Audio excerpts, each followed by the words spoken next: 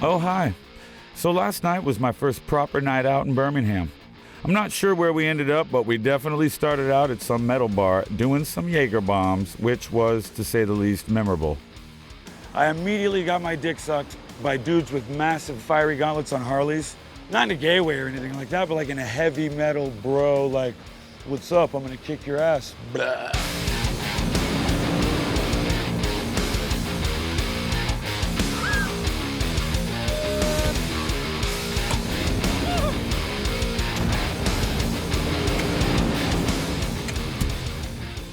First up today, I'm meeting a real-life student, a heavy metal scholar who, as part of his studies in rockness, has devised a tour of all the key sites in Black Sabbath's early days.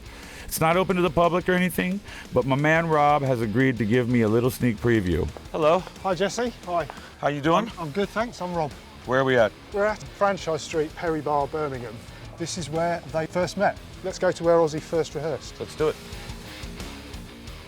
The tour sort of came about when I realised that I lived quite close to a lot of the places where Black Sabbath grew up. This is where Ozzy Osbourne rehearsed. And stories of Ozzy turning up at rehearsal naked under his caftan with his arm in plaster, talking about a fight he'd been in at the Aston hotel. We're on Lodge Road, which is where Ozzy Osbourne was born and brought up. I'm gonna go have a private moment at the home of one of my greatest musical heroes of all time, Ozzy Osbourne.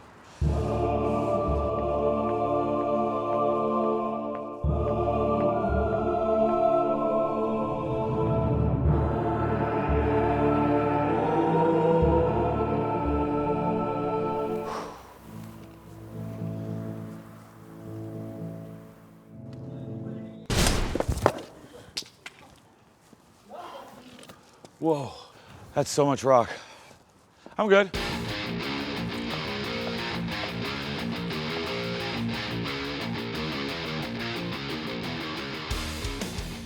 This is what I call the crossroads of heavy metal. There used to be a cinema there called the Globe Cinema. And of course, everybody knows the story about how Black Sabbath got their name. Black Sabbath were drawing in influences from wider popular culture. The Vietnam War, around the time they wrote War Pigs was around the time that Nixon went into Cambodia. Right. And sort of the story behind that is that Nixon wanted to end conscription, so to finish the war quickly, he sent troops into Cambodia, treating people just like pawns in chess. So after seeing a couple more Sabbathinian landmarks, if you will, Rob took me to one of the band's old watering holes, where a genuine certified doctor of musicology awaited. A real, yes, I was a D&D nerd sort of dude when I was growing up, but now I'm a badass doctor, sort of doctor. So for real, get ready. This series we're doing is really about the roots of heavy metal, but oftentimes what gets talked about more is the cultural aspect, the fashion aspect. I want to talk about the musicology because I'm a Black Sabbath fanatic. I learned to play guitar using stimulating drugs and learning every Geezer Butler bass line I could possibly get my hands on. There's been a lot of talk, about Tony Iommi's accident. Yeah. That it shaped his guitar playing style. Yeah. The accident, I believe, was a sheet metal accident where he lost the ends of the middle two fingers of his fretting hand. One of the immediate impacts of that came down to the fact that he wasn't able suddenly to play chords in the usual way. Right.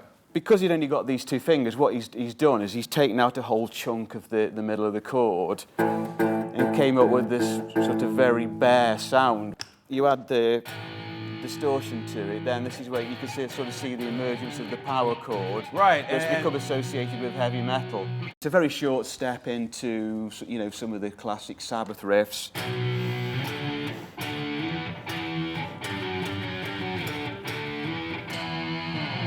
As the 70s progressed, where did the term heavy metal come from? Where did that term get applied to Black Sabbath? It's something that happened by evolution.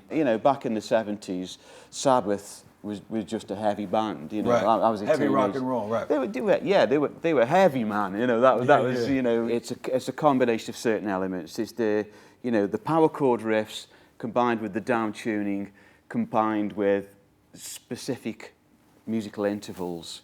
The key intervals are what we might call the tritone. Right. Which is this one. And also a flat second, which is that one. Which just fits so perfectly with, this new hammer horror image that they've adopted. So they're starting with this root note, and then an octave, and then And this tritone is also known as Diabolus in Musica, the devil in the music. In that very same pub where I met the doctor of rock, my next appointment was with a proper road dog, a real man by the name of Wright, who I believe spent many years on a tour bus with Black Sabbath on their most infamous and messy trips. After all that music theory, goddamn, I need some stories. You know what I'm saying, little babies and boys? Amen. I understand that you may have had some intimate relationships with Black Sabbath in terms of touring. Well, I certainly did, yeah. What were the years that you were involved with them? Basically from mid-74 right through to the Heaven and Hell tour in the early 80s. It was Sabbath, Bloody Sabbath, and then we went into Sabotage. Right. We toured America in 75, which was the Sabotage tour. In Nashville, I remember it well. We were touring with Van Halen. Tony turned up, Geezer, and Bill turned up, and Ozzy didn't turn up. We'd set the stage, Van Halen had gone off. No Ozzy, he's been kidnapped, the police, and the show had to be cancelled. The audience just wrecked the stage. And what he did was, he just went into the wrong room, went to bed, and slept in. A disaster, total disaster. I remember the humour. The humour of Sabbath was, brilliant. Because the thing about heavy metal was that we all came from working class backgrounds, and Birmingham in the late 60s and the early 70s was a grim place. That's why the music came out. Right. And it's raining, it's horrible, and suddenly you fly off to do an American tour. You land in Los Angeles, it's sunshine, it's palm trees, right. You've got the whiskey a go-go. It's like, I'm in paradise. I've partied on tour and I've let drugs get the worst of me and the best of me. I mean, were there moments where things like that were taking a dark turn and... Yeah, they were always there, wasn't it? It was the 70s, right. And especially in America. I mean, absolutely. It was thrown at people, and it was a way of other people trying to get into the inner circle, right. Yeah, a bit of gack here, a bit of gack there, Oh, Lord. I would probably give my left testicle to go back in time and go on the road with those sweet boys in the 70s, but I got to keep moving, got to keep going on with my pilgrimage. And as my man Bill Ward told me, I need to venture out of Birmingham itself into the Black Country, and in particular, Stourbridge, home of one of the most influential and underrated British metal bands of all time, Diamond Head.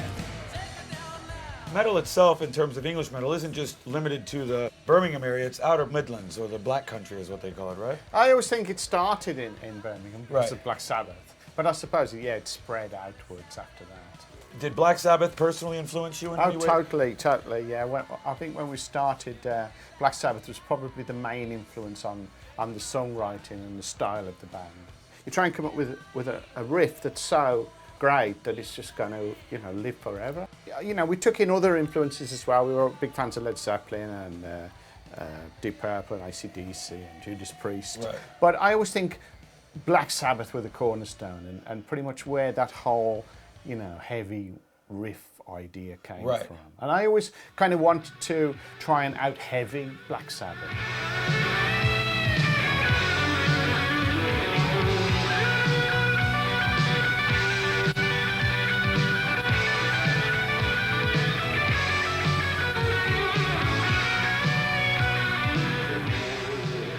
Black Sabbath, heavy metal, it really is sort of synonymous with British steel, this area particularly. Yeah, definitely. Judas Priest came right off the back of Black Sabbath, almost taking it, to another level. So to have Judas Priest and Black Sabbath almost on your doorstep, it's got to be, part of the influence, hasn't it? Growing up as a kid, I remember reading about heavy metal because it was Iron Butterfly. That was heavy rock. That was always just called heavy rock. It was called heavy rock. And it wasn't heavy metal. And no one ever said that. That magazine Sounds, I'm pretty sure there was a piece about Judas Priest and he called them heavy metal. You're the second guy that said, okay. And I think it was about 78. So quite late. Yeah, so it was more of a retrospective thing almost, looking back on it. As I expected, yet another true night of the British metal realm. But sadly, my time in the Midlands is over for now, as I must head for the depths of ye old countryside to meet a genuine metal wizard. Truly a man synonymous with the iconography of British heavy metal itself, the utterly amazing Crusher.